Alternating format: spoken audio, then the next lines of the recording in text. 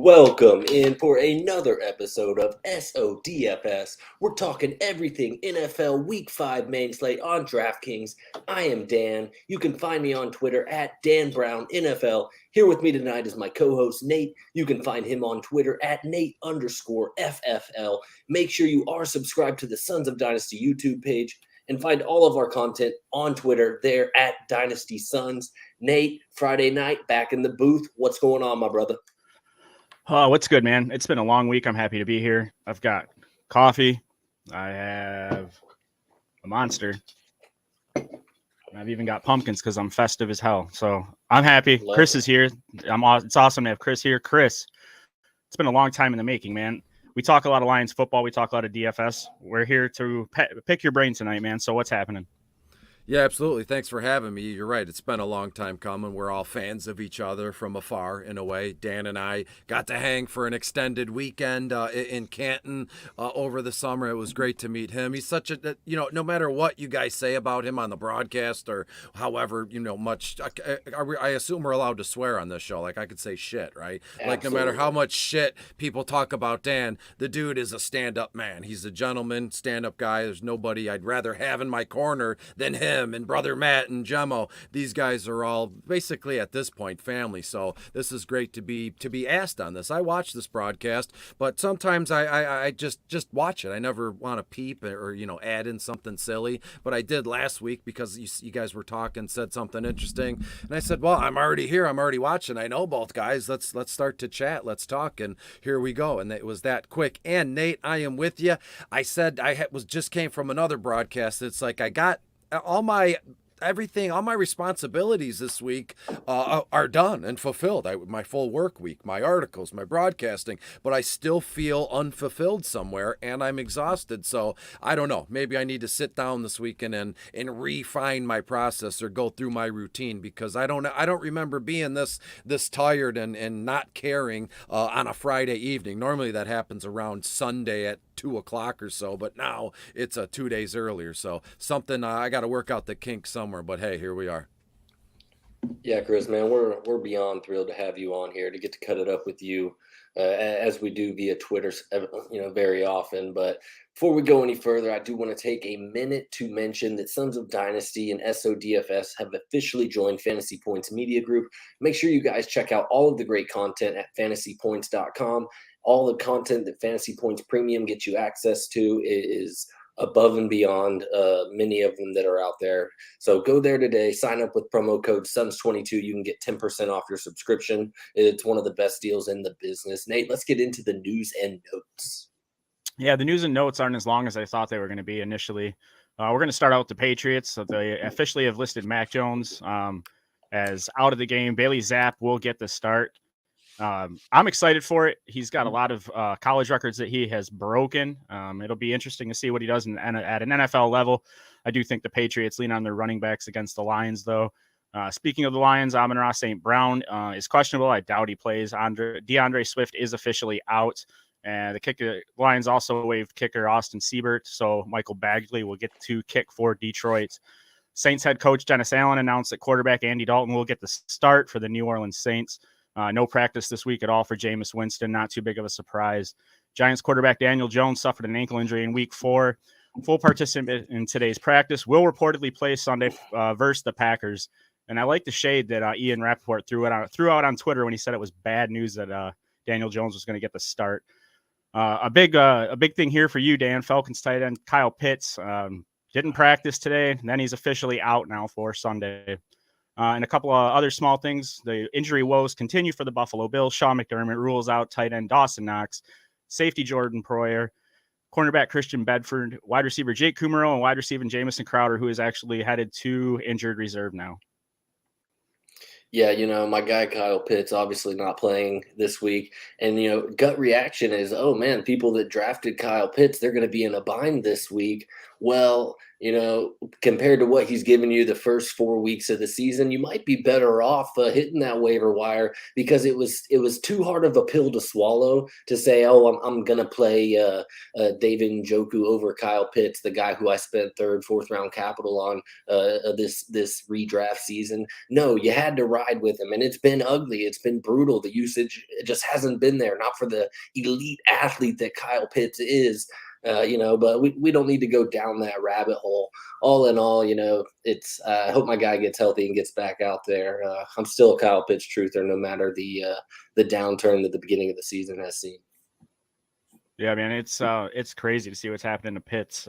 Chris, I'm actually kind of interested to hear if you have a quick second, your take on Pitts so far this year.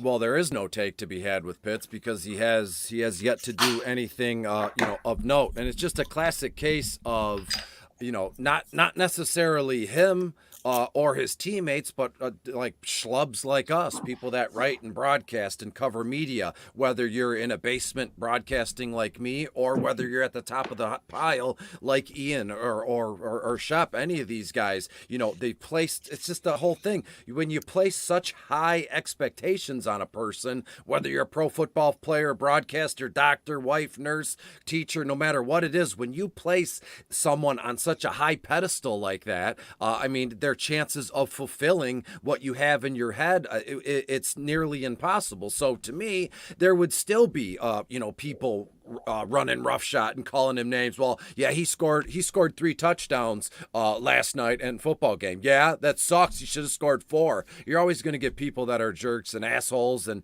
go from there. But with Kyle Pitts, I wish the guy the best. There's no ill will one way or another. I have no feeling about him one way or another. I just hope he can get healthy, happy, and on the field. I'm sure that's where he wants to be. I'm sure that's where all of us want him to be. But as it stands right now, there's not much really to say about him and his performance on the field. However, the Atlanta Falcons so far have looked exciting. They're young across the board on offense, and their offensive play calling has been awesome. There's a lot of action and movement on the line of scrimmage and going from there. So I have high hopes for the Atlanta Falcons offense moving forward. And when Pitts is back in there, that'll only bump them up just a tad. So that's it with Kyle. Kyle, get well and be better. That's all I could say. All right, guys, let's get into some of these games that we're looking at here for this main slate. And I'll start with some of the early 1:00 games. You have Pittsburgh Steelers and the Buffalo Bills. That's 47.5 is currently what the total's sitting at. I like that game. Obviously, it's going to be popular. The Chargers versus the Browns, 48.5. Another game that I think is going to be semi-popular. And when making builds, I found that to be a game that I'm wanting to gravitate towards. I'll talk a little bit more about some of those guys here in a few. Houston Texans versus the Jacksonville Jaguars. That's one of those games sitting at 43.5 right now. It could be a shootout, or it very well could be 20-7 at the end of the game. So that's one of those games that I feel like it could go either way. Probably going to go a little bit under the radar, and maybe you can find a piece or two to take from that game. Chicago Bears versus the Vikings, 43.5.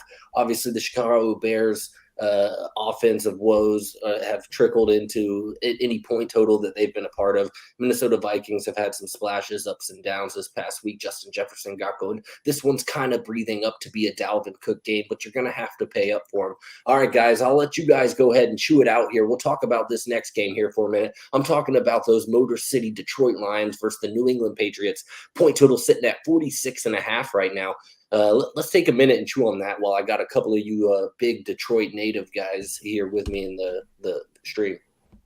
Yeah, I'll get right into it. When you look at the Lions, they go to New England, over under. It opened at about 46.5 points. And when I'm seeing it now, it's gone down a full point. It's at 45.5 points. Right now, the Lions are getting 3 points. The team point implied totals aren't all that interesting. They have the Lions projected like 21.3 in comparison to New England and 24.3 points here. And everything I said about the Patriots last week going into Green Bay, Bay, I'm going to reuse that same material for this week at home as they welcome in the Lions. This time around, it's Bailey Zappi who's getting the start. Last week, it was Brian Hoyer, and he must have played awful, and they put in Bailey Zappi, this kid, and he did okay. He was undrafted free agent out of UNLV, something along that. I know he was west, like Arizona, Vegas, something around there. But Zappi is an okay, serviceable quarterback at this moment in time, especially against a Detroit Lions team that lacks pretty much everything on defense, right? We've all seen the graphics where it says, the Lions, they're first overall in points a game in offense. Yeah, but they're 32nd dead last defensively against anything. So they couldn't stop a cold, couldn't punch their way through a wet paper bag, as the saying goes. So when we look at this one, right, you have a collection of running backs and a collection of wide receivers here that I like. D. Harris, Ramondre Stevenson, that'll be my big finale here. But I want to talk about Devontae Parker and Nelson Aguilar. When you look at the Lions right now, 26th overall against defending opposing wide receivers. Parker 5.7 on FanDuel, 4.7 on DK, while Aguilar 5.5 on FanDuel and 4,000 on DK. For me personally, and again, nothing profound. This is going to be wild, and I'd love to see ownership percentages tomorrow in the morning or Sunday when they're updated here, but I don't know too many folks that are going to use both Parker and Aguilar in the same lineup, let alone then adding in Damian Harris and Ramondre Stevenson. Lions 31st overall against opposing running backs here. So we get a case here, we get a game where last week, let's say, and I have a point, I'll get to the point here, I promise, boys. Bill Belichick, we know all about this guy. The game planning he does and the adjustments he makes, he is an absolutely walking, talking Hall of Fame coach as it stands now, and he made the plan. You know what? We're going to Green Bay. We got Brian Hoyer, Michigan State, slappy, crappy guy. What we're going to have to do is just feed our running backs, and that's what they did. Harris toted the ball, 18 times? Ramondre had it 14 times. I think we see a more, I don't want to use the word delicate, but I think we see from a Patriots side of things, I think we see a little bit more swayed towards the running backs again, but with taking shots here and there with guys like Parker, with Aguilar, because again, Damian Harris and Ramondre Stevenson are going to do well. I have Harris around 14 carries. I have Stevenson around 12 carries. I have Harris 3 or 4 receptions. I have Stevenson 4 or 5 receptions here. So to me, in my crazy mind, I'm already built a line where I have all 4 of those guys in the same line, and I'm not even thinking twice. D. Harris, Stevenson, Parker, and Aguilar on the New England side of things. When we go to the Detroit Lions side of things, golf has been spectacular. Jamal Williams has been spectacular. TJ Hawkinson finally had a breakout game. He looked good, but when you look at the Detroit lineup, Detroit's depth chart, it's all questionable this, questionable that. We're not going to see Swift till probably after their week 6 bye, so it's going to be the Jamal Williams show, which he can handle back-to-back weeks. He did very well, but this time around, the Patriots 4th overall against opposing running backs here, so we could see a case here where you throw in a little bit of Craig Reynolds here and there, who is 5.5, I believe, on FanDuel. Jamal 8.3 on FanDuel. Just too high of a price tag for me on FanDuel, at least, for a guy who's just not thrown to the wolves, but he's been given this position because the RB1 is out. 8.3 for Jamal Williams is nuts to me. The value that he would have to return, and I'll just do the math in my head. For his value tier to be like an A or a B, something along those lines, at $8,300, he'd have to score twice, and he'd have to have over about 114, 115 all-purpose yards. Could that happen? Sure, but do I want to spend 8.3 on a maybe he will? No, I want sure things when I'm building lines most of the time. When we look at the wide receivers, there's nothing special, nothing crazy going on. Amon-Ra St. Brown, he was very vague, this today and this past week in terms of his questions about his injury. Will he play? Will he not play? If he does play, obviously that's a huge boost because him and Golf have a real, a good connection. DJ Shark is off the map, if I'm not mistaken. Josh Reynolds has a questionable tag. So we might be into a game here in New England with, Craig Reynolds as our RB2, Khalif Raymond and Tom Kennedy as our wide receivers here, and a guy like Brock Wright as our tight end here. So to me, that's no secret. The Detroit Lions, will they struggle on offense? No. Will they struggle on defense? Yes. And this one, and again, after all the nonsense I've just said, I do have the Lions to win 24-21. That could go either way. It could be 24-21 New England, but I have the Lions to win this one 21-24. So from a betting standpoint, I'm going to take the Lions +3. From a DFS standpoint, I'm taking both of the New England running backs, and I'm going to throw in a little taste of Parker and Aguilar here in that one, boys. Well, we'll talk about some of those running backs and other positional pieces here in just a few. Couple more 1 o'clock games. We have the Seattle Seahawks at the Saints, 44.5. The Miami Dolphins versus the New York Jets, 44.5 is a little intriguing to me. My Atlanta Falcons versus the Tampa Bay Bucks that we expect to come in there and just smack the Falcons around like they do year in and year out. Sitting at 48.5, I think is going to be super popular. We're going to talk about Tom Brady and the disrespect in his pricing, but Tennessee Titans there at the Washington Commanders, 42.5. Kind of feels like it's going to be a little bit of a slower paced game, not one that I want a whole lot of, but maybe get a piece or two from each side. And then let's talk real quick about the late game, San Francisco 49ers versus Carolina Panthers, 39.5.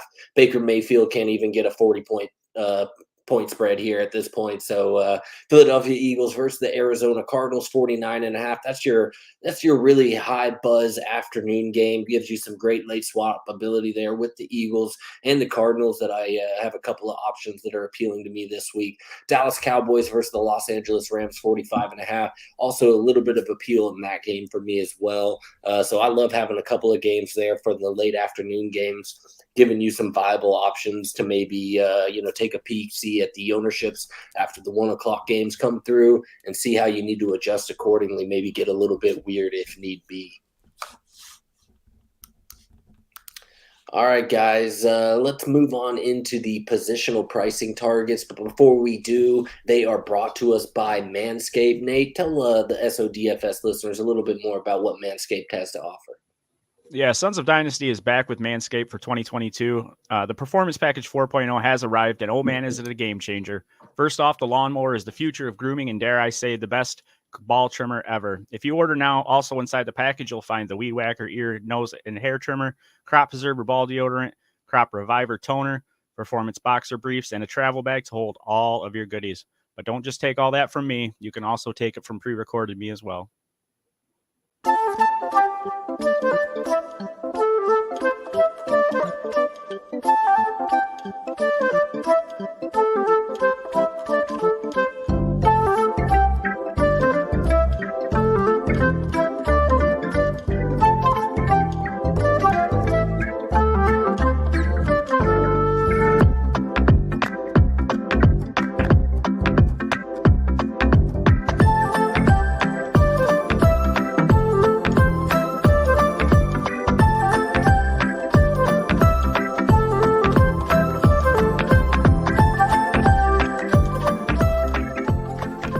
Support for Sons of DFS is now brought to you by Manscaped, the best in men's below-the-waist grooming champions of the world. Manscaped offers precision engineering tools for your family jewels. Manscaped just launched their 4th-generation trimmer, the Lawnmower 4.0. You heard that right, the 4.0 is here.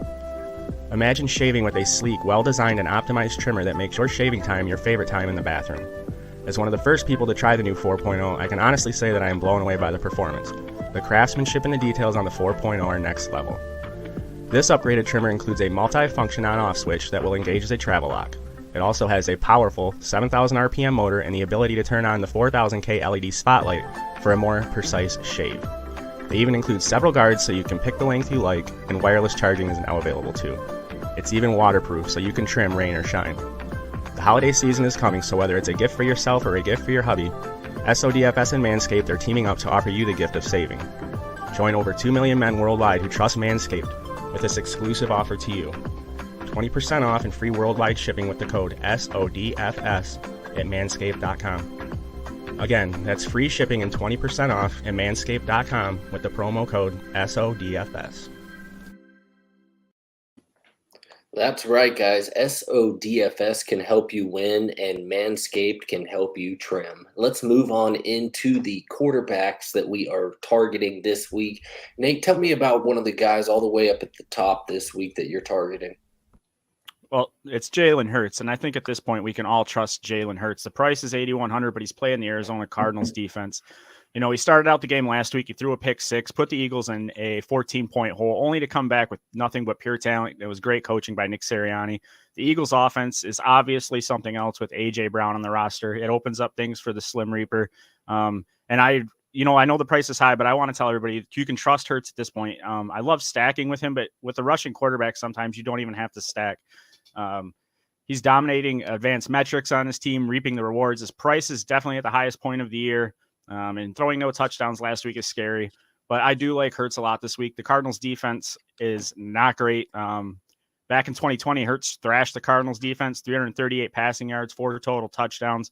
The Cardinals defense this year, they've allowed 8 touchdown passes, including 3 straight games of 30 points or more to the wide receiver position, which makes me very intrigued for stacking him as well. I'm curious what you guys think. I know his price keeps climbing. Obviously, we'd like it lower, but with these point totals, he's going to be priced higher and higher by both FanDuel and DraftKings. But I do think he's a safe play because I think his floor is so high. Yeah, no, I love Jalen Hurts. Anytime he's on the main slate, while he's popular, we know he's got that true ceiling that we're looking for. He's shown that, and a lot of times he's shown that just in the first half, and even been able to throttle back. It seems like we're begging for a game where Jalen Hurts just has to keep his foot on that gas pedal. Maybe this one could be it. Arizona has been a team that seems to be in a little bit of a rut. They play one half of shitty football, and then they bring it back with a half of exciting football and kind of make it interesting there down the stretch. Maybe if both teams can start to click, this could very well easily be one of the highest scoring games on the slate. So obviously Jalen Hurts, I think, makes a ton of sense in cash builds. And if you're going to use him in GPPs, I think finding a way to get a little contrarian, maybe running him out there even naked, and then just having some bringbacks on the other side, not necessarily feeling like you need to take A.J. Brown or even Devonta Smith, Goddard, or any of those options with him. I think it's going to take something like that in the tournament. If you want to get a piece of Jalen Hurts, just don't stick to the traditional, Hurts and AJB stack in these large field tournaments. You're shooting yourself in the foot every time.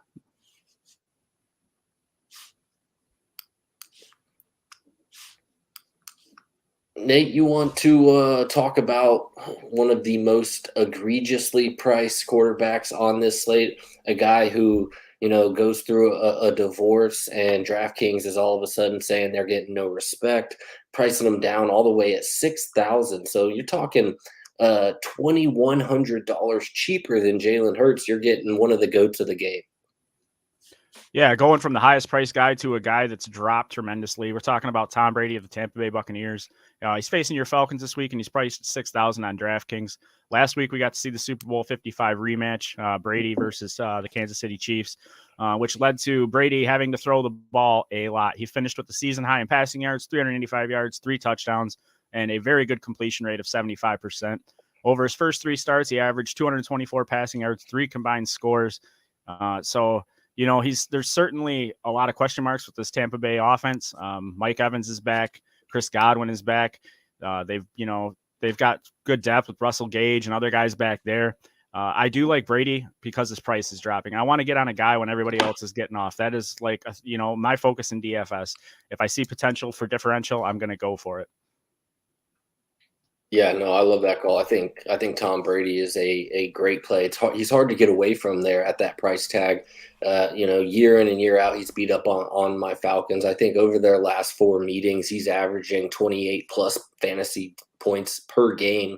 So, if he even sniffs that 27, 28 fantasy points there with a $6K price tag, I mean, finding ways once again to incorporate. I built one earlier today where I brought both Evans and Godwin along. I think Evans has a pretty tough matchup there with AJ Terrell, who was phenomenal last year, has been okay this year, hasn't been as great, but I don't think it matters with Evans. Obviously, Brady loves him, loves throwing to him in the end zone, and Evans is as good as anybody for those contested catches. So I think Godwin is shaping up to be the better value on this slate.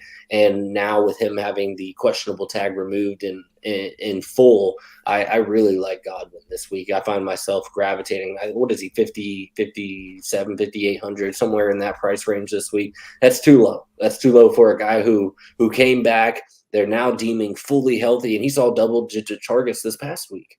Once again, I think Brady's going to kind of come out here with the chip on his shoulder, want to take it to my Atlanta Falcons. So I love that call right there, Nate. Godwin's 5,900 on DK. Go ahead, Chris.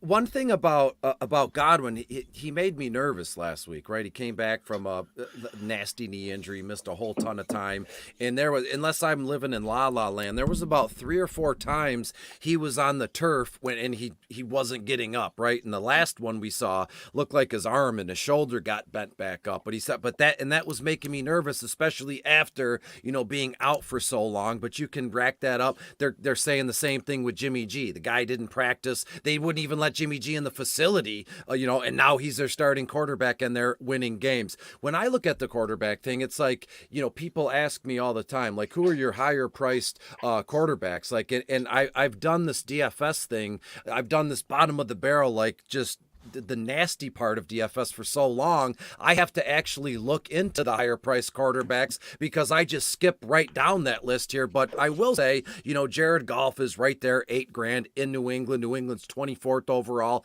against opposing quarterbacks. But as we go down, just move the cursor a couple more clicks down, you're going to find Trevor Lawrence right there. And Trevor Lawrence, Jacksonville is at home playing Houston. Houston's 11th overall against defending opposing quarterbacks. And on DraftKings, Trevor Lawrence is only $5,600, and that's to me, I love the idea of Trevor Lawrence given the fact that this guy was a blue chip prospect, right? The pedigree was in his bones. He's a can't miss kid. He's 12, 13 years old, and he's already been anointed, the first overall selection, which happened, right? He's drafted to a crap team, but they're building up and they're building around him. But when you look at what he's done so far this season, is breakout here? Is the breakout finally happening? And I want to look up something really quick while we're chatting here about with him. Another thing, you just kind of throw the wrench in there. It was like, oh, Trevor Lawrence and Travis Etienne, college, roommates, they played together. It's been the J-Rob show, and Travis has kind of been like pushed to the side here. But so far this season, Trevor Lawrence, 8 touchdown passes in comparison to only 2 picks. He's got 29 yards on the ground. He's thrown for 8 touchdowns. So to me, at that price tag, what did I say it was, boys? $5,600. I'm expecting around 240 yards out of him and a collection of touchdowns. By collection, I mean 2 here. So I really think Jacksonville playing Houston has to be on the radar. And maybe I'm a sicko, but I love the Houston side of things as well. All those games people just want to skip past and go, oh, that's dog shit. That's where I make my living, in these games. Another quarterback I want to mention, last one, and I'll leave it be here. And how can you not talk about Zach Wilson finally back at it in the Big Apple? The Jets play Miami. Miami right now 30th overall against opposing quarterbacks, and Wilson is 7-2 on FanDuel, 5-3 on DK, and he's only $23 on Yahoo. And to put that into comparison, on the main slate, Josh Allen is $40 on Yahoo, right? So I always do that. I don't know. I put the highest price guy so you can tell where we're at here. Now, there's a few things I want to talk about with the Jets and Zach Wilson, if you'll give me a minute or two here. And it starts with the Miami Dolphins, right? This Tua Tagovailoa thing it's scary. It could have been fatal, right? He has a concussion. Terrible. He had a concussion while he was recovering from another concussion. And from what I've read, I'm not a doctor. I don't act like a doctor. That could have been fatal. So in a way, has that completely taken the wind out of the Finn sails, right? Are they bummed out? Are they demoralized, right? They watched their leader, this kid who showed up early, left late, did all the work. He's just a good kid, a good guy, good dude, and the team fails him like that. That has to kind of trickle down to the players, right? And go, man, if they're going to throw 2 out to the dogs like that, well, what about me? What if the bone snaps in my knee and they're going to leave me out there to play? So again, being a little bit over dramatic here, but in a way, I think Miami's going to be a little bit more apprehensive in this one, right? Just from those things, right off the bat there. And I think that's a legit gripe that could be made there. What they did with Tua was wrong. We know people were fired. We know they're going to look into it. The NFL digs and they do all this stuff. And I think this is the perfect time for the Jets to kind of come up and go, hey, we're here, we're playing. And to be fair, the Jets haven't looked awful as well because of the likes of Joe Flacco, helped them, to get to this point. And now Zach Wilson is back, and Zach looked outstanding last week, running one in for a touchdown. I think he did a backflip or did something weird, and you don't like to see your quarterback playing like that here. But when you look at the running backs that the Jets have as well, they stunned everybody when they drafted Breece Hall when they already had Michael Carter, and come to find out, both running backs are able to be used in tandem on every play in every game here. So you have two very good pass catching running backs. You have two very good running backs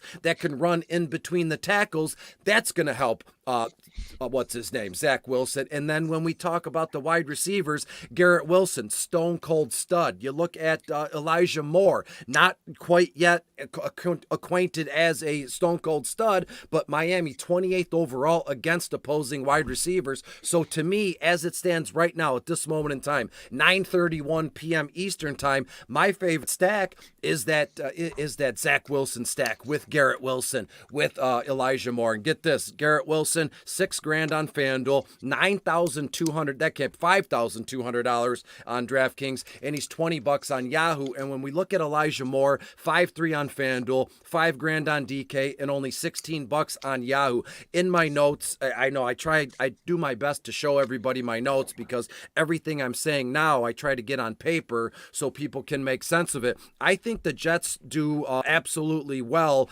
against them, the opposing team, Miami, this coming Sunday, and I'm trying to look for a final score. And sometimes the only downside, the only downside to writing all these notes is like in a pinch, in an instant, you're like, where did I put it? But I have the New York Jets to win, to beat Miami in this one, 28-21, something along those lines. So I'm almost certain, and if we can find it on the book, on an Underdog or Prize Picks or even DraftKings or FanDuel Sportsbook, I would absolutely put a bet down that Zach Wilson is accountable for 3 touchdowns. Will he throw 3? I don't know. Will he throw for 2, run 1 in? I don't know, but Zach Wilson is going to be accountable for 3 touchdowns on Sunday. And if you're a betting man like me, let's run it back the stack with Zach Wilson and Elijah Moore. And if you got some stones, you got some freshly shaven Manscaped stones, throw in the running backs too if you want. I'm all over the New York Jets this week playing Miami for.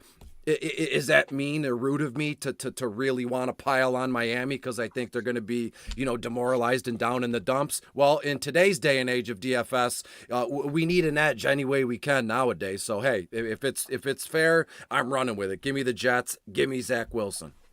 Yeah, you've got to be ruthless in DFS. I'm all over Zach Wilson. I've already done a few builds. I'm all about Zach Wilson on DraftKings primarily. He's 5,300.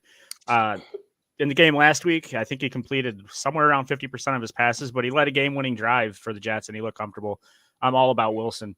I do have a question for you guys. So I was talking to my dad before the show. My dad's a NASCAR DFS guy. He is insanely good at it, somehow winning hundreds of dollars every week. Probably should have had him on the show, but he had a question for me. He was looking at cheap quarterbacks, and he brought up Teddy Bridgewater. I told him it was a garbage play, and he didn't believe me because I told him Penny was a bad play last week, and Penny did very well. I just need you guys' opinion, and I'm going to stay out of it on Teddy Bridgewater this week. Yeah, I mean, I'm not too excited to get Teddy B in any of my lineups. I mean, sure, if you're large field GPP in it and you want to get him in there on a build. I mean, as far as I know, both Tyreek Hill and Waller are both a little banged up right now, still holding that questionable tag heading into the weekend. So, on top of that, I think that they're not going to try to, they don't want Teddy dropping back and chucking the rock around. I think McDaniels is going to lean a little bit more on the run game this week, which is why I'm in on Mostert this week with a 5K price tag. So I'm not gonna push any chips in behind Teddy B. He's a journeyman backup at this point in his career, and I don't see him even finishing as a top 12 quarterback this week. I have Teddy B, if I may. I do completions and projections and all that too. I have Teddy B throwing the ball around 30 times. Let's just say 31 or 32 times. He'll complete 20 passes. You're looking at kind of what we thought Geno Smith was going to do against the Lions, right? 220 passing yards, a touchdown. Granted, Geno went absolutely wild. Not saying Teddy Bridgewater is going to go wild, but I'm looking. It feels the same, right? That the idea feels feels the same when it comes to Teddy Bridgewater. And it's nice when you have an option like Tyreek Hill, like you just a little dump off pass or a 5-yard out, Hill could take to the house. And it really was all Teddy did was just get him the ball and did the rest. And it looks good on both guys' resumes here. But when you look at Teddy here, you know he's going to make some bad decisions. He's going to be sacked a bunch of times. I wouldn't be shocked to see him be intercepted times. I wouldn't be shocked if it went to 3 or 4. I mean, I know that's wild, but we could see a case here where, the New York Jets are running roughshod, and they're like, hey, Miami, we need to do something. And Teddy Bridgewater, 2 gloves. I don't know why he wears 2 of them. He might get a little overzealous and make mistakes. And that's the kind of opportunistic defense, DST, I want in on as well. So give me everything Jets this week. I don't know when or how or why it happened here, but I want everything Jets this week. DST, quarterback. Week 5, we're going all in on the Jets. Let's talk about some running backs on, those potatoes in the pantry where we're back at them again this week. And I'm going to start with one of the guys up at the top, and I'm talking about Derrick Henry coming in at 8,200. He handled the ball 25 times this past week and ended up with 147 total yards and a touchdown against the Colts. This is now 2 straight weeks that Henry surpassed the century mark in total yardage. I think it's safe to say that he is back into that high RB1 usage. Henry has also caught 8 passes over the past 2 weeks, which will likely be something that many people aren't thinking about. You see Derrick Henry on DraftKings and you're like, he's not catching passes. He's not really in my player pool. Well, 8 passes, I'd take 4 receptions there to boost the touches that this guy's going to see. I think it's there. He's game script dependent, obviously.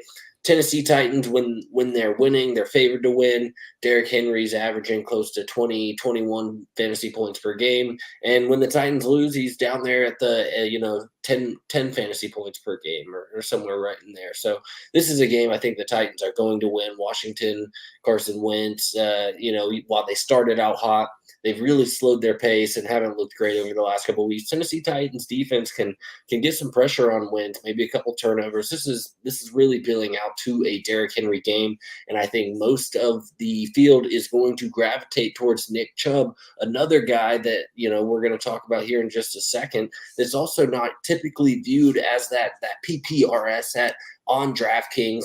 Derrick Henry, Nick Chubb, 2 guys that often go overlooked when we are building lineups on DraftKings, I think are very much in play this week. And it's not just because they're getting a little bit of that receiving work, it's the matchups. Both of them just have tier 1 matchups. Let's talk about Nick Chubb coming in at 8K right there with Derrick Henry.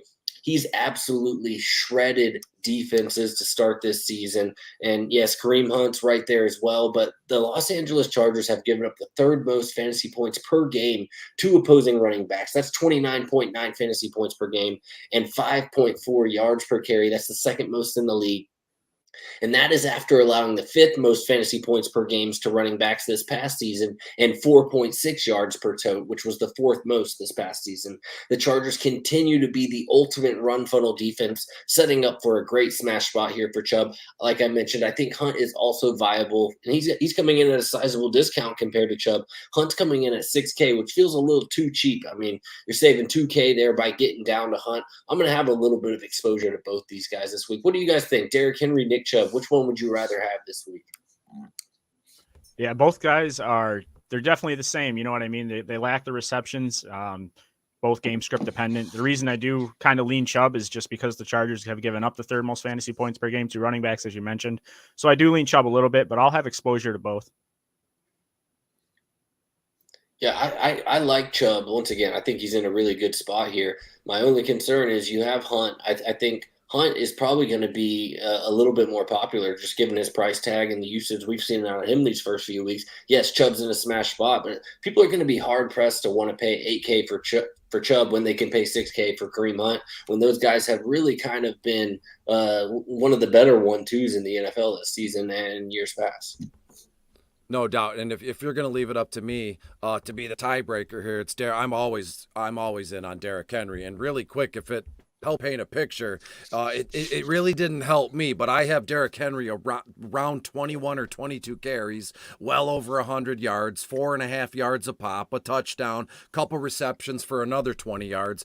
Look at Nick Chubb, 19 to 20 carries for over 100 yards, 5.3 yards a pop, right up before they even play on Sunday. As it stands through the first 4 weeks of the season, Nick Chubb is averaging almost 6 yards a carry at 5.7. That's like mind-blowing. Already got 5 touchdowns in that. But back to the week 5 projections, as I said, over 100 yards, 5.3 yards a pop, couple receptions, 17 yards, and realistically, I have these guys split in terms of fantasy points by like decimals, by like a tenth of a point or like 0.3 points here.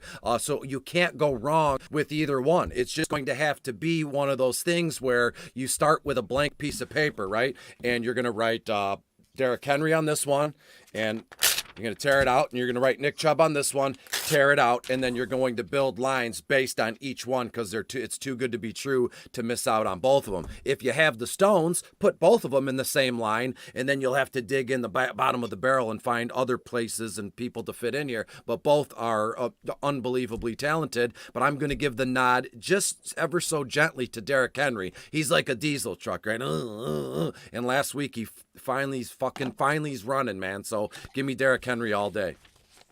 Yeah, I love that. Derrick Henry coming in at around 10% projected ownership right now, and Chubb coming in a little lower, about 5%. So if Chubb stays, I think that'll rise a little bit coming into Sunday. But if Chubb stays in that range, I might want to up my exposure a little bit more.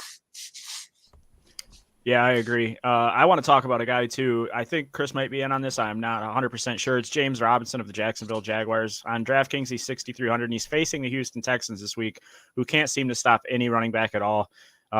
Real quick, you'd love to see how well James Robinson is playing. He was an undrafted player out of college, tore his Achilles last year, and it's really good to see him bounce back and be productive on the field. He's played 54% of the offensive snaps on average.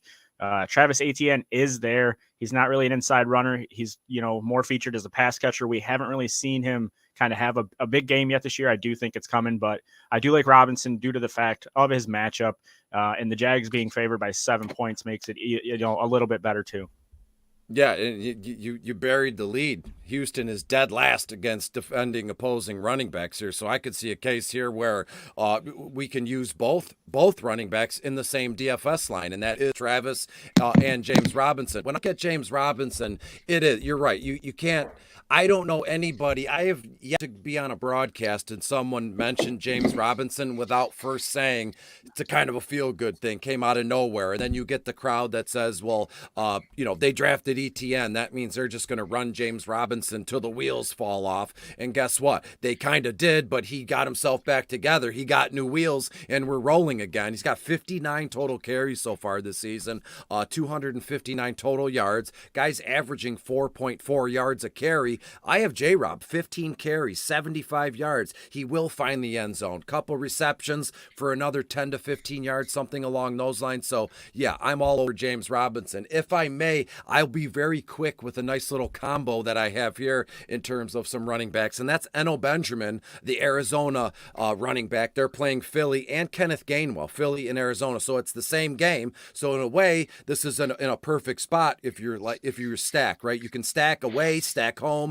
You right? That means like 3 players. I'm sure you know that, but you stack 3 players from the Washington game and you run it back with just one guy from the bring back game. Yeah. But to me, Eno and Kenneth Gainwell are very interesting this week. And Eno right here, Philadelphia, 15th overall against opposing running backs. Eno 5-4 on FanDuel, 4-6 on DK. Kenny Gainwell at Arizona, they're 23rd overall against opposing running backs. But Kenny Gainwell, 5-2 on FanDuel, $5,000 even on DK. When it comes to Gainwell here, if you're, I didn't want to cut you off, Dan, earlier in the show when we were talking about Hurts, but it just makes too much sense to stack Hurts, AJ Brown, and then completely fade the other wide receivers and put in Kenneth Gainwell because Boston Scott, I can't believe we're talking about Boston Scott on a broadcast, but Boston Scott does get his targets and touches, but he looks to not play on Sunday, so it's going to be Miles Sanders and Kenny Gainwell. And if you know anything about Gainwell coming out of college, Kentucky, if I'm not mistaken, he is very good with the ball in his hands. He can catch passes. And when Jalen Hurts is playing at such a high level like that, he can see the the field basically in slow motion. So give me all Kenny Gainwell, and we'll move on from there. My idea behind Eno Benjamin here in a game where I think Philly absolutely dominates. I think I already gave you the final score. Philadelphia wins like 34-21, something like that. So there will be points to go around for Arizona, and where will they come from? I think that James Conner I've always liked James Conner. Is he a true blue stud RB1? Absolutely not, but people draft him as such. People have their opinions, and it doesn't mean I hate the guy. I absolutely like James, but Eno Benjamin, we've seen he started to creep up and getting a little bit more work here and there. And this guy, I look at Eno the same way as Kenny Gainwell, as James White in a way, as a Danny Woodhead in a way, right? You're going to give him, 3-4 carries, but he's going to be on the field for 40-50% of the offensive snaps, and he'll catch a few passes. He'll catch 4 or 5 passes, and what he does with the ball in his hands is where he makes his money. So to me, the idea of Eno and Gainwell stacked with the idea of Chubb and Derrick Henry are absolutely doable given the price tags across the board on both sides. I love those calls, man. Any other running backs you guys want to touch base on? We're starting to run a little long here before we move into the wide receiver position. I'm just going to reiterate something Chris mentioned earlier. Ramondre Stevenson and Breece Hall, those mid-range guys, I think they're huge plays this week. I think Chris absolutely nailed it earlier. I'm going to be all over him. I do worry about, the Ramondre exposure, so it could end up being more of a cash play. But you don't want to fade your chalk and GPPs either. So I love both of these guys this week. No doubt. And just a quick hitter, I promise. Keep an eye on Rashad White, the rookie out of Tampa Bay. Everybody's on every broadcast. The guys are talking about him. Oh, this kid's good. But they're not using him. I've seen him on the field a lot, but they're not getting him the ball. And this week again, they're playing Atlanta. Atlanta surprisingly okay against running backs, 11th overall. But Rashad White, 5'8" on FanDuel, 5'1" on DK. And I'd rather be early than late. That's the saying. So in one of these games this season, Rashad White is going to blow up, and it's going to be on like an 80-yard screen or like a 75-yard bubble pass or something. And I'd rather it happen in my line than it not. If he gives me a goose egg or 5 points, something like that, I can live with that. But if I were to say on this broadcast right now, keep an eye on Rashad White, I don't play him, and then Sunday, there he goes down the sideline, I'd be sick to my stomach. Just keep an eye on this kid, because I have a feeling, and everything I've read, they ready and willing to get him more involved in unison with Leonard Fournette. Yeah, when a guy goes off, you want him in your lineup. That's all I wanted to say. And I will mention once again, Raheem Mostert, Miami Dolphins, coming in at 5K. Again, this past week, we kind of really saw Mostert have his little breakout game. Season high 72% snap rate, the 4th straight week that we have seen his snaps go up. The Dolphins are 3.5-point favorites here. Again, I think this really falls into Mostert's wheelhouse. I think McDaniels is going to want to lean on that run game. And when facing Jets, opponents have scored a touchdown on 26% of their possessions. That's the 9th highest rate of the season. If they're going to lean on that run game, Mostert, he had the juice this past week. I think he's going to bring the juice to this matchup. 5K, he's one of the cheaper running backs that I feel pretty confident about this week. So squeeze him in there if you're looking to save a little bit of cash there at the RB2 position. Let's talk wide receivers, gentlemen, the bread and butter of DraftKings each and every week. I'm going to start it out with one of my guys, a guy that I continue to tote week in and week out. 7,500, that's A.J. Brown, Philadelphia Eagles. Talked about bringing him along with Jalen Hurts and some cash builds. Well, this is a tough matchup for AJB, so I think, maybe his ownership won't be as high as it has been in weeks past. The Cardinals have limited number 1 wide receivers, DJ Moore to 6 for 50, Cooper Kupp, his one dud of the season, 4 for 44, and then most recently Devontae Adams, a 2 for 12 and 1. So the past 3 weeks, the Cardinals have been able to keep the wide receiver 1 in check, so it sets up for a difficult matchup, but I can't ignore the pace that I am expecting in this game. Couple of stats here. The Eagles in pace are ranked 12th among the NFL. Plays per game, they're ranked 5th. Pass at the 19th rate and run at the 14th rate. The Cardinals, however, pace is the 13th in the NFL. Plays per game, they currently rank 1st in the NFL.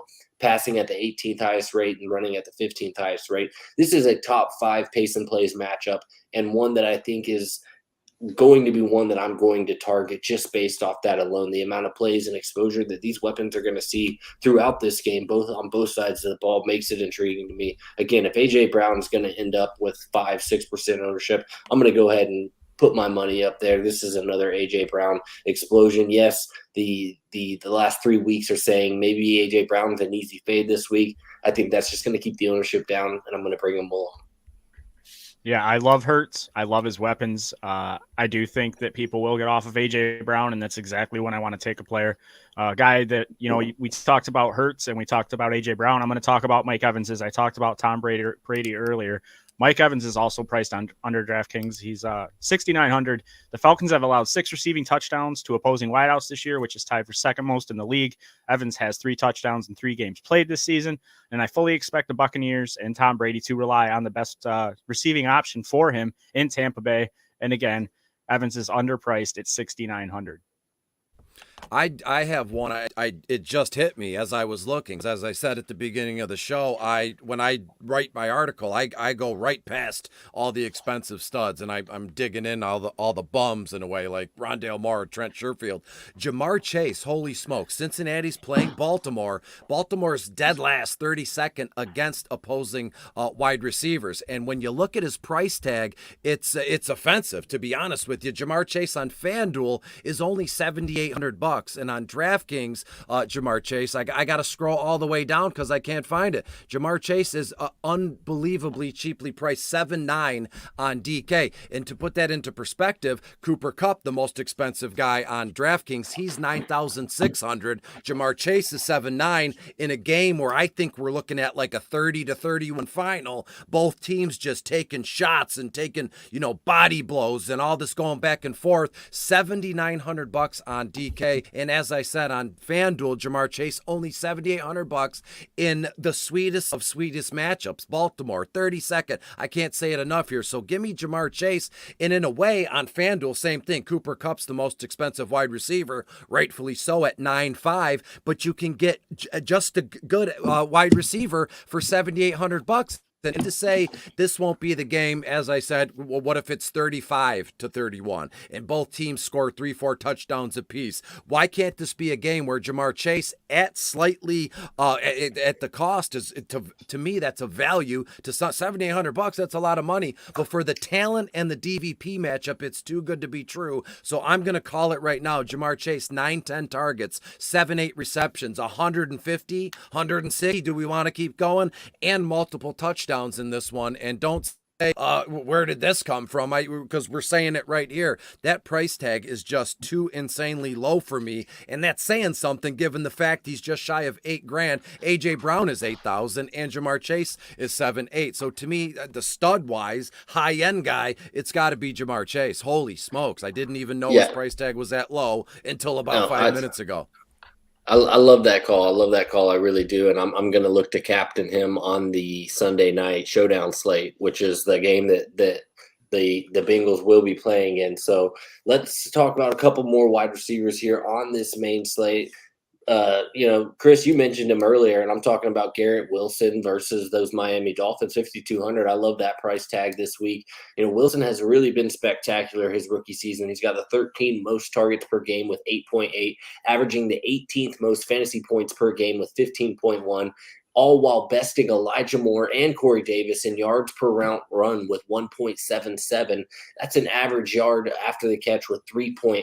He's looking like the true wide receiver one there for the New York Jets. Now, it is a small sample size, but here's what Wes Huber from Fantasy Points had to say about Wilson.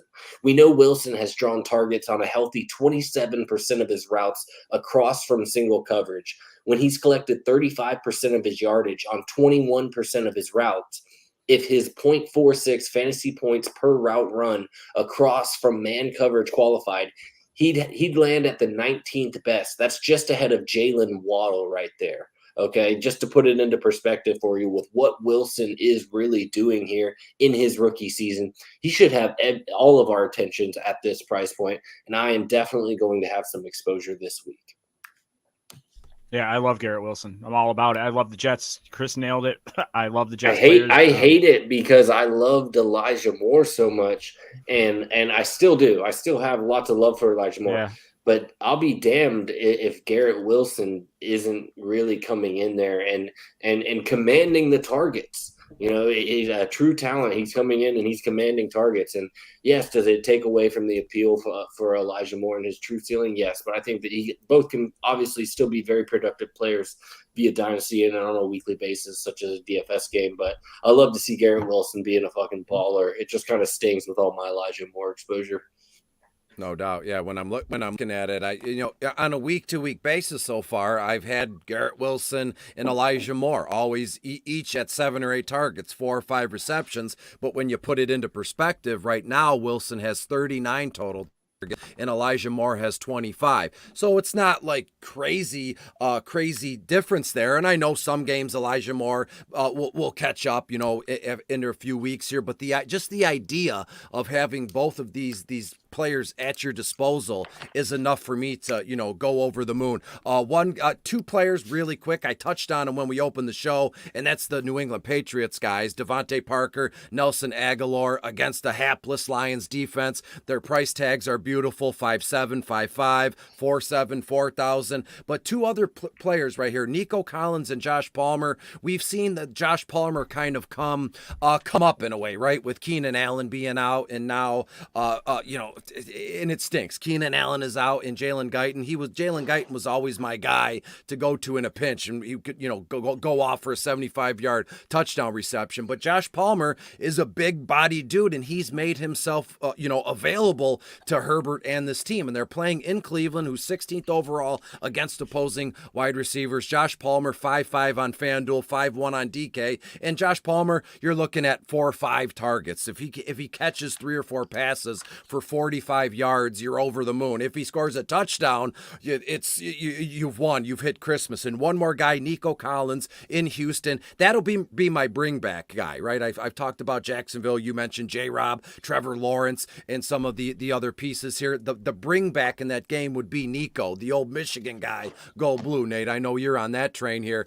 Jacksonville, 19th overall against opposing wide receiver. Excuse me. It's getting late past my bedtime. Nico Collins, 5.4 on FanDuel and only $4,100 on DK. Nico, again, last week, 8 or 9 targets, caught 5-6 passes here. So Nico and Davis Mills, is that a weird thing we need to explore before, not on this broadcast, is that a weird combo we need to explore before lock on Sunday, but I'll leave that alone. So just kick the tires on Nico, Josh Palmer, and I'm just going to say it again, DPJ, Donovan Peoples-Jones, he's looked like he's become the wide receiver 1 for Cleveland, which isn't saying much, but hey, right now, him and Jacoby Brissett, another combo we need to keep our eyes on. And Donovan Peoples-Jones, 5.4 on FanDuel, 4.1 on DK, and the Chargers, 24th overall against opposing wide receivers. So far, so good. Davis Mills and Nico Collins is a good way to start a stack. And then you're telling me Jacoby Brissett and Donovan Peoples-Jones, people are going to leave the show. They're going to call me stupid, and they're going to split. But hey, here we are. Nate, any other wide receivers you want to talk about before we move into the tight end position? No, if we're looking way down at the bottom, kind of like Chris did, George Pickens has my attention. By the way, he's been playing lately. He's 4,300 on DraftKings against the Bills. They've been banged up, but they are getting healthier a little bit. Rondale Moore deserves a shout at 4,100 versus Philly. Those are some of the cheaper guys, some of my salary savers that I'm looking at for week 5. But besides that, I think we've covered most of the guys.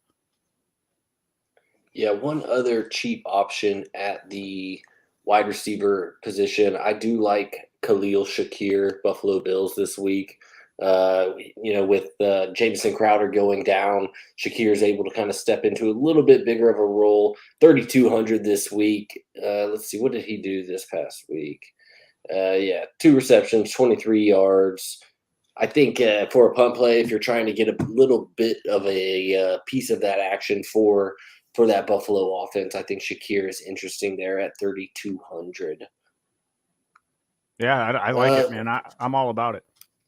Let's talk about a couple of tight ends we like this week. Looking through the tight ends, there's quite a few that I don't mind taking a stab at this week. really once you get out of those upper, Kyle Pitts now out of the equation as well. There's really only a couple of upper echelon guys, and then a lot of cheap options there. I found myself even doing a couple of builds where I put two of these cheap tight ends into my lineup, a way to get a little bit more contrarian and a great salary saver, allowing you to really hunker in on some of these higher priced wide receivers or potentially a couple of these stud running backs like we talked about. So just another option to think about. The tight end position is kind of deep on this slate, I feel, for the tight end position anyway.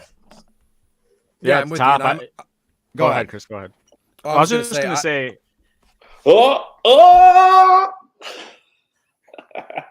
I just want to mention Dallas Goedert because you always play tight ends against Cardinals. They're fucking terrible against Cardinals. They've allowed second most fantasy points to tight ends, so don't fade Dallas Goedert. 4,700 on DraftKings.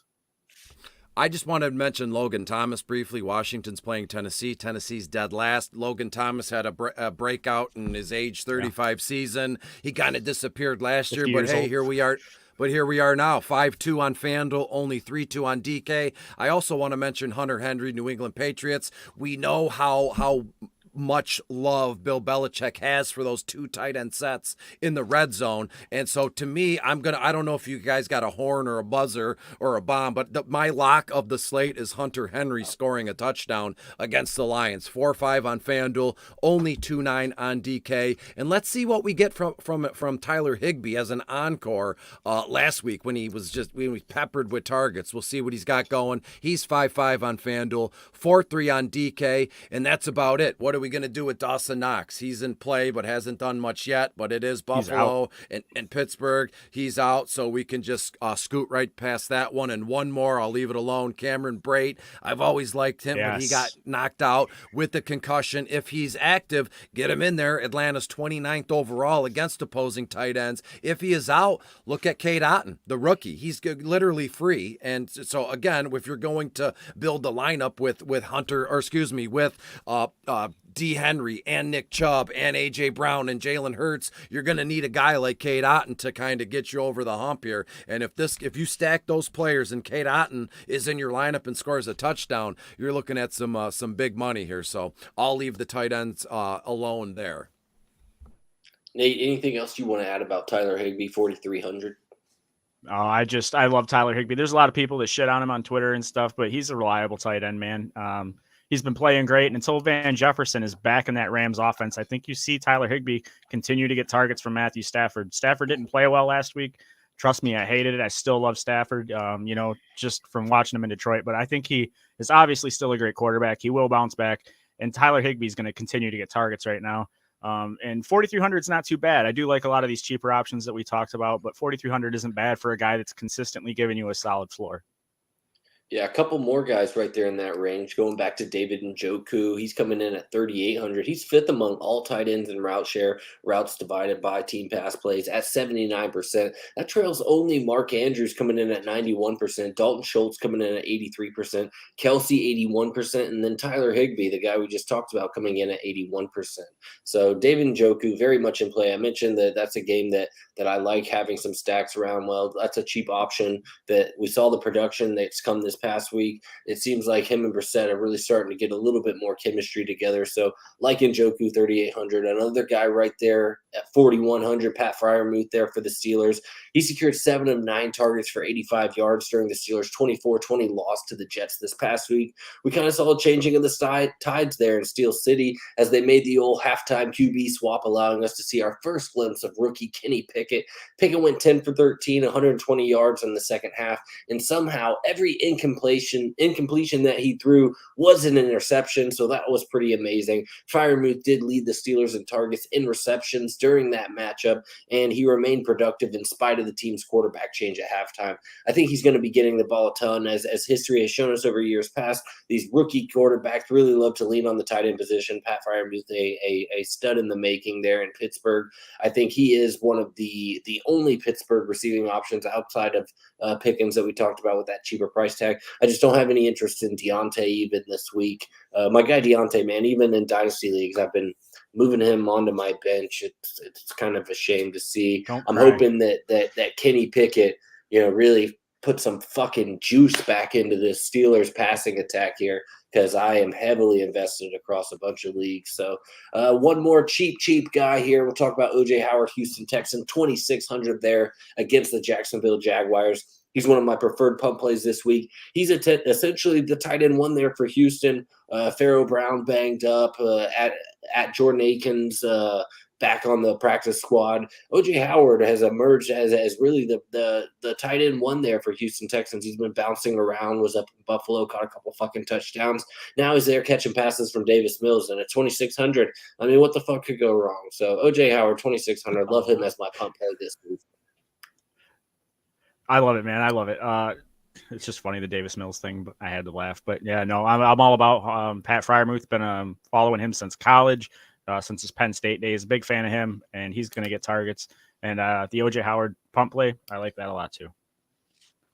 All right, let's talk a couple of DSTs before we start to round it up here tonight. Oh, yeah. Chris, let me kick it over to you. Any DSTs that are popping to you from maybe it's a leverage standpoint, or maybe they just feel like a smash play? Yeah, I mean, first and foremost, hopefully I'm not stealing anything here, but it's got to be San Francisco playing in Carolina. That defense, we got to see them up close and personal.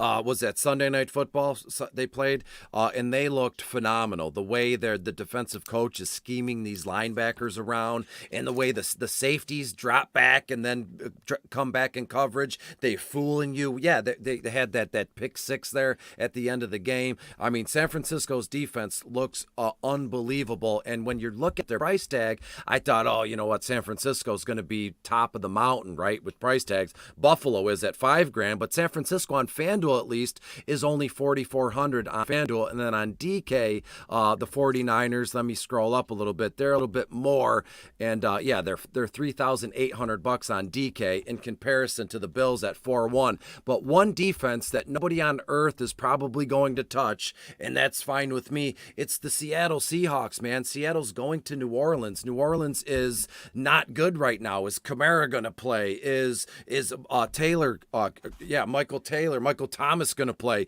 Who knows? And you're going to get another game with Andy Dalton at quarterback, and we know you're going to want to stack against Dalton because he makes bad decisions. He throws interceptions. He does all that stuff defenses eat up, and they're going to make life a living hell for Andy Dalton in this one. And again, when you look at Seattle, we see them last week in Detroit. They gave up 38 points or 40-something points. Don't let that deter you. That's why this is daily fantasy football. Last week doesn't matter. It's gone. It's done. We can start anew today. And I'm telling you, the Seattle Seahawks with these young kids, they're secondary, and they got the safety. He's a safety and a cornerback, and I'm not kidding. His name is Michael Jackson, not the moonwalking Michael Jackson. But this kid is, when you watch him play, when you watch the Seattle Seahawks play, this fucking kid is in on every play. And when you look back through his game log and the box score, he's got a hand in every tackle, everything they do. He's got like 2 fumble recoveries so far this season. He's got an interception. And so give me all the Seahawks at literally one of the lowest prices. The only cheaper defense on FanDuel is your Falcons at $3,000. Seattle 3-1 on FanDuel, and on DraftKings they are, drumroll, only $2,500. So I love that idea. It's such a green matchup here, given given what we do know and what we don't know about what New Orleans is going to do. Give me Seattle to just absolutely wail on Andy Dalton on Sunday. I love Seattle, and I love, the fact that you kind of eliminated the Detroit game. They played the greatest fucking quarterback of all time, the guy we all knew was going to be great, Jared Goff. I'm going to mention the Eagles defense. I don't hear him talked about him like too much. They're $3,500. It's not cheap for a DST. But the last 3 games, 15 points, 18 points, 12 points. The only team they failed to put up a bunch of points against was Jared Goff in Detroit week 1. Yeah, I'm going to mention the Dallas Cowboys coming in at 2,500 against the LA Rams. I mean, obviously we saw Stafford this past week get sacked 7 times, threw a pick, another fumble loss. So I think the Cowboys are more than capable of getting that same pressure on Stafford this week, and maybe they can do a better job of triple covering Cooper Kupp and essentially taking away Stafford's one only target that he's going to each and every play. I don't know how many if they need to put 6 guys on Cooper Kupp, because that's where the football is going Still each and gonna every throw to him. time. You put 5 guys on Cooper Kupp, you put 3 of them on Tyler Higbee, and you go man to man on Allen Robinson. So He still that's won't just get no how catches. it works. And Stafford, you essentially shut him down. But I like the Cowboys. I think that price tag's a little too inviting there at 2,500. Probably be a little popular, as Chris mentioned. There's a couple of pivots right there in that price range. So, any other players at all that you guys want to talk about before we start to round it out here this evening? I am good, man. One thing I will say briefly, just keep an eye on this Minnesota-Chicago game.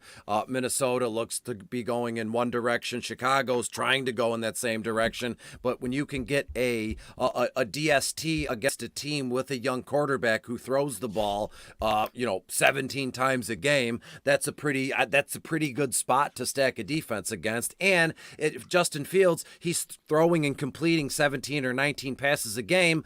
Some of them are interceptions. So what more could you ask for from an opposing DST? So I do like the Vikings as well. 4-3 on FanDuel and on DraftKings. I don't have it in front of me. I'm sure one of you guys do. Actually, don't. No, I don't. There they are. I don't have it. 3-6, Okay. 3-6 on DK. That's not bad. I like that call. It's sad to say going against Fields feels like a good play to me, but playing logically in DFS as we should, I like it. Chris, any articles or anything else you want to plug here while you're with us tonight? No, not really. I mean, I'm not a big plug guy. If anybody knows me, they know where they can find me at Detroit Beastie. My DMs are always open for anybody, whether we talk DFS, whether we talk life and the ups and the downs and cats and sports and whatever you want to talk about. I am always available to anybody at any time, and it does not have to be sports related. Yes, I have articles, I got videos coming out, but those are all easily found, and I appreciate all the love and the support that I've received the last few years, and it's just getting stronger this season already. So thank you to you boys for having me on. Thank you to anybody out there that watches, likes, comments on our stuff, my stuff, the boys' stuff, anything here. So that's about it. Find me at Detroit Beastie. College football video will be out in the morning, and then I'll see you again when I see you. Sunday Night Football, probably. Yeah, make sure you guys are subscribed to the SOD YouTube page. Click the bell so that you never miss a show with us. A big thank you to Fantasy Points Media Group. It's been an absolute pleasure being a part of them and having access to some of the greatest content in the industry. And once again, a nice big hat tip to our guy, Brother Matt, here behind the scenes. You can find him on Twitter at DY_nasty dude. Takes care of all of our graphic work and production aspects here behind the scenes each and every week. So big shout out to Brother Matt. Nate, anything else you want to talk about before we get out here this evening, my man? I just want to thank Manscaped for joining us again this year. They were great partners last year. They reached out, which is so cool. You can go to manscaped.com, get 20% off and free shipping with the code SODFS at manscaped.com. That's a big thing that'll help us. It'll help you. The holidays are coming. Get your significant other, a boyfriend, get them a present. Veridian.com. All their gear. They've got Sons of Dynasty gear. They've got the Dynasty Rewind gear Dan's wearing. They've got True North Fantasy football gear. And of course, they have Fantasy Points gear as well. Veridian is great. We love those guys.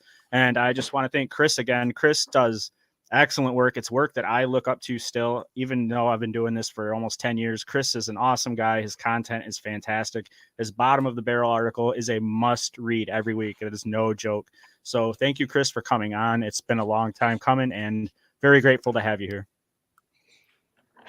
Yeah, Chris, man, really do appreciate you joining us this evening, man. As always, it's been a pleasure. I had a great time with you up in Canton, and obviously looking forward to next year. Looking forward to next time we get you back here on the show, man. So really do appreciate you. Well, thank you so much. Yeah, anytime you need from me, if you're ever in a pinch and you need a guy, look my way. I'm there. Thank you. Thank you for all the kind words. Unnecessary, but I appreciate it. All right, guys. Appreciate anybody who did join us tonight, man. Let's all, go out there, build that Millie Maker lineup this week, and try and bring home some bread to the family. So he is Chris. He is Nate. I am Dan. Much love to everybody out there.